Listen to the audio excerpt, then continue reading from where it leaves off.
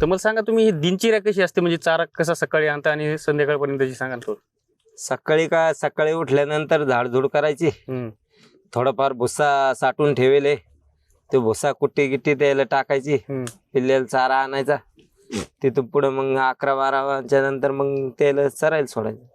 11-12 वाजता हा, आणि मग 5 वाजेपर्यंत 5 वाजेपर्यंत शेतात चारायचं आणि 5-5:30 ला घरी आणायचं. आता याची तुम्ही आता तुम्हाला समजा तुम्ही जे आहात हे 100% तुम्हाला द्यावं लागतं याच्यात. समजा की आता कसं असते, घरचा एक माणूस पाहिजे असतो. हो हो, कोणी बाकी शेळ्या करते, पण आता कसं असते त्याच्या घरचा माणूस नसते किंवा कोण नसते. हो ना. तुम्ही स्वतः घरचे असल्यामुळे आम्ही स्वतः घरचे करतो स्वतः.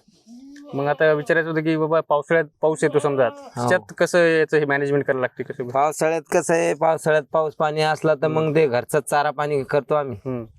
आणि पाऊस उघडला तर मग सोडतो चरायला. पावसाळ्यात बिमार पडतात का जास्त? पावसाळ्यात बिमार पडतात. पावसापासून द्यायला बिमारी होतीच. हे बकऱ्याचं कसं आहे, बकऱ्याला कमाई आहे याच्यात, पण कष्ट लय मोठे आहेत.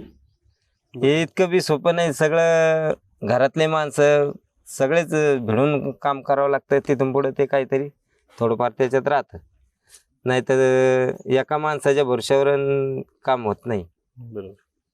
सगळेच घरातल्या माणसाला काम करावं लागतं. ते झाडझूड हे ते, एकानं बकऱ्या पाहायच्या, एकानं झाडझूड करायची. तिथून पुढं काहीतरी त्याच्यात ते नफा राहतो.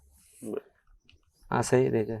आता हे जे आपल्या शेळ्या असतात त्याच्यात बोकडी जी असतात समजा आपण, हो, तर ते किती महिन्यात येतात किंवा किती महिन्यात द्यावं लागतं समजा ते विकायला आपण? विकायला तरी ते गावरान असल्यामुळं ते 6 ते 7 महिने लागतेच. 6 ते 7 महिने लागतात. हा, 6 महिन्याच्या पुढेच. 6 महिने. हो.